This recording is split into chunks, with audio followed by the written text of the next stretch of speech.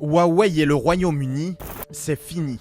Le géant chinois des télécoms sera banni du réseau 5G à la fin de l'année. La 5e génération des réseaux mobiles, plus intelligente, plus performante, ne sera pas installée par une entreprise chinoise. Ces antennes relais actuelles seront même démontées d'ici 2027, décision radicale du gouvernement britannique. Le meilleur moyen de sécuriser notre réseau est que les opérateurs cessent d'utiliser les équipements Huawei pour construire le futur réseau 5G britannique. Londres, qui avait pourtant accepté Huawei pour développer la 5G au début de l'année, met en avant la sécurité nationale. Car Huawei est régulièrement accusé d'espionnage pour le compte de Pékin.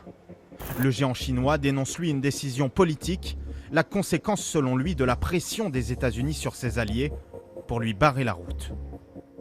En apportant des services télécoms à 170 pays dans le monde entier, on nous fait confiance.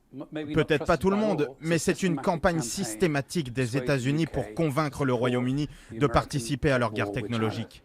Une guerre technologique pour l'Internet du futur, la 5G, dans laquelle s'affrontent les États-Unis et la Chine, avec au milieu une Europe en ordre dispersé.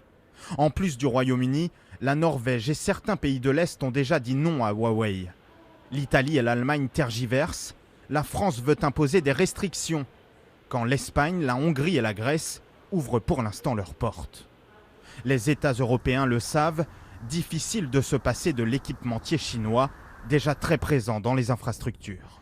Au Royaume-Uni, les opérateurs téléphoniques ont déjà prévenu, ce revirement de Boris Johnson pourrait, s'il se confirme, retarder de plusieurs années le déploiement de la 5G ici, et surtout il pourrait coûter cher à l'économie du pays, de 2 à 30 milliards d'euros.